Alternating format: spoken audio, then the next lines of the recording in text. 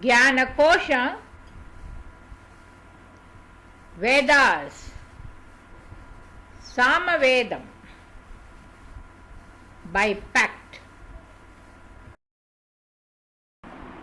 Jnana-kosha, a Sastrapedia of Vedic knowledge, Upanishads, Samaveda based Upanishads.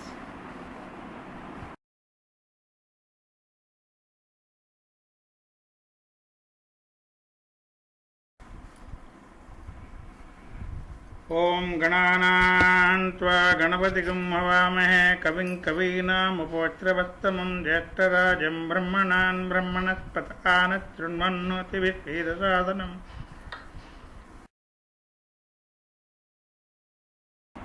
Samaveda based Upanishad, Sanyasa Upanishad, Part 2.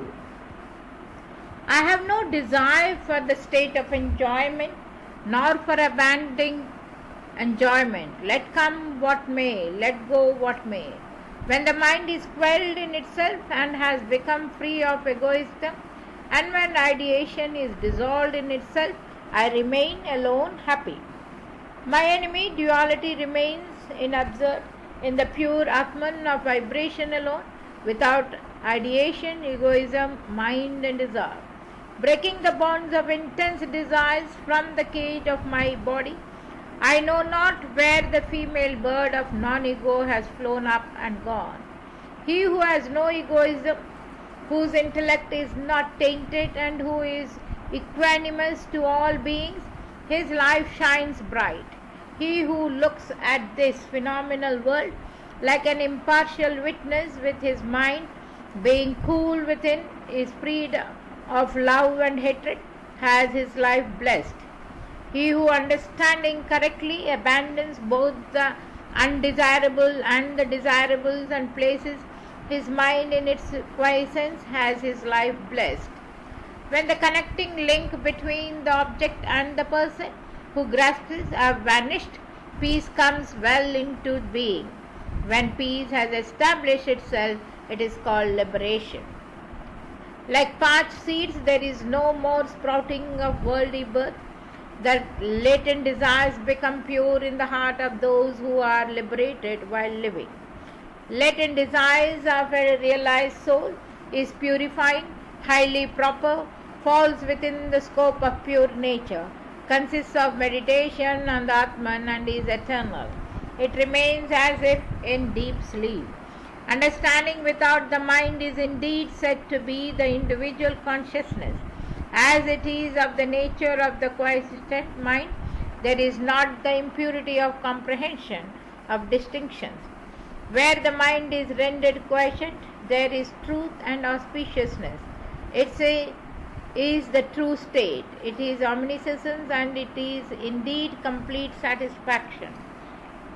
When speaking, giving, taking, opening and closing the eyes, I am purely consciousness, the bliss that comes of discarded thinking process.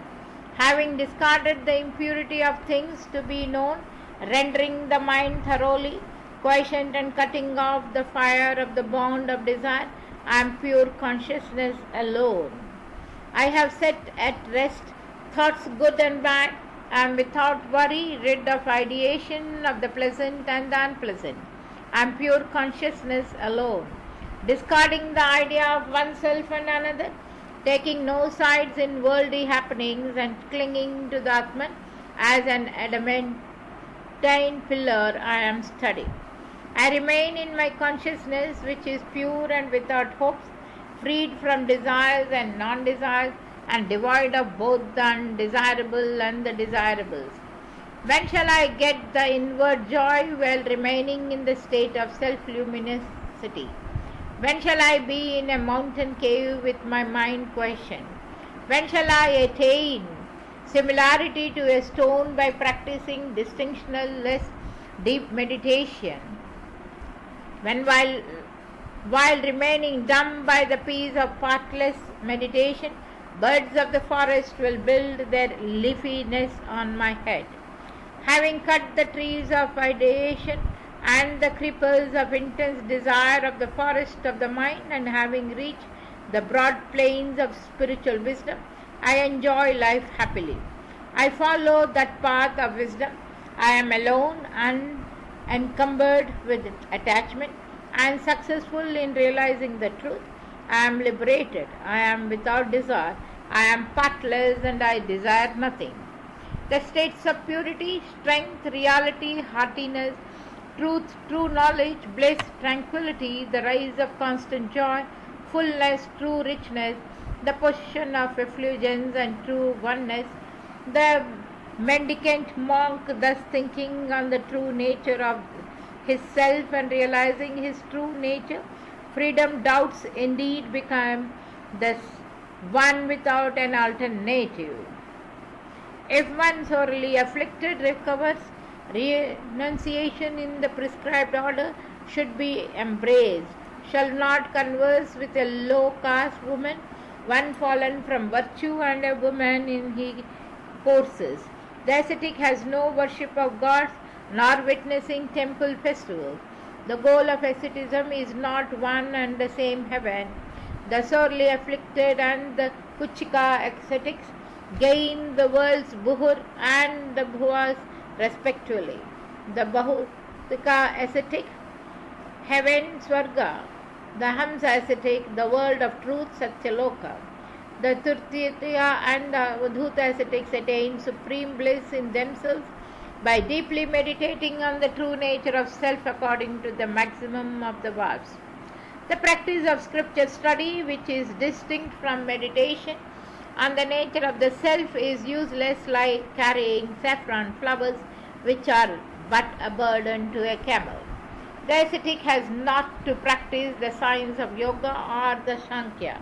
He has no rituals with mantras and tantras, nor the study of any other religious treatise, Shastra.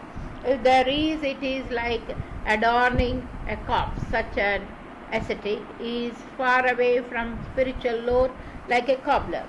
A mendicant monk shall not mention his name in the previous stage of life. One reaps the fruit of whatever action one does. Shall give up all as one would discard the foam on castor oil. There is no receiving of the offerings made to a deity. He shall not worship gods externally. Discarding everything apart from the self, subsisting on food secured as alms from a number of houses, as a bee gathers honey, being lean and avoiding increase of fat in his body, he shall move about. He should spend the time eating food secured as alms from a number of houses, using his hand or mouth as a vessel. The sage established in the self should take food which is conducive to the realization of the self. 2 quarters of the belly shall be filled with food and 1 quarter with water. The 4th quarter shall be left for the movement of air. He shall always live on alms. He shall never eat food secured as alms from one house alone. He should go particularly to those houses where the people are seen to be easy in mind, those who dine only after giving alms. He may expect alms from 4 or 7 houses. Where the householder perform religious rites, he may expect alms up to the period of milking cows in the afternoon. When he has come out of a house without alms, he shall not go in again. Fasting is preferable to getting food from devotees. Unsolicited food is better than fasting. Begging alms is preferable to unsolicited food. Hence he shall subsist on alms. He shall never enter a house by a side entrance at the time of begging alms. He shall not, out of delusion, go across a house where no harm is seen in so doing. He shall not beg alms from a Vedic scholar if it is given without faith and devotion. He may beg alms from the house of a twice born who has lost caste when offered with faith and devotion. Alms from a number of houses without planning, that which is planned, the one unbegged, the timely one, and the one offered at the monastery, are declared to be the 5 kinds of alms. The first kind, alms from a number of houses, is declared to be that which is obtained from their 5 or 7 houses without premeditation, as in the case of honeybee from flowers, The second kind, alms previously arranged, is that which is accepted after repeated requests made by devotees in that morning and the previous day. None the less he may subsist on that. The third kind, alms unbegged, is that which is received when invited to dine by someone or other as he is ready to go a begging. This should be eaten by ascetics desiring salvation. The fourth kind, timely alms, is known as the meal which is offered by a Brahmana when he has approached a house for alms. This food should be eaten by ascetics. Sages desiring liberation say that the fifth kind of alms, the food offered to the ascetic at the monastery, is the ready meal which is brought by a Brahmana to the monastery. The ascetic shall subsist on alms by begging from door to door, even though it may be from the house of outcasts. He shall not dine in one house even if the host is equal to the preceptor of the gods in learning. He shall subsist on alms, solicited or unsolicited. Air is not spoiled by touching any object. Fire by the activity of burning. Waters by urine and feces getting into them. And a mendicant monk by shortcomings in food. When in the houses smoke has subsided, the pestle for pounding rice is at rest, the fire in the oven has gone out, and the people have dined, the ascetic shall go for alms in the late afternoon. He shall receive alms except from the accursed, the fallen, heretics, and the class of people exclusively engaged in temple worship from all the castes in difficult times. He shall consider clarified butter as dog's urine, honey as spirituous liquor, oil as hog's urine, condiment as garlic, cakes made of black gram as beef, and milk as urine. Therefore the ascetic shall avoid by putting forth all effort clarified butter, etc. The yogin shall never eat food mixed with clarified butter, condiments, using his hand as a vessel. He shall not go about for alms more than once a day. When the ascetic seeks food with his mouth like a cow, he becomes equanimous to all. He becomes fit for immortality. The ascetic shall discard clarified butter like blood, taking food in one house like flesh, using cosmetics like smearing himself with unclean things, salt and molasses like an outcast, garment like dirty dishes, oil baths like courting women, pleasant company of friends like urine, desire like beef, familiar places like the hut of an outcast, women like snakes, gold like deadly poison, as the assembly hall like a cemetery, the capital city like hell, and food in one house like the bowls of rice at a funeral. There is no worship of gods by him.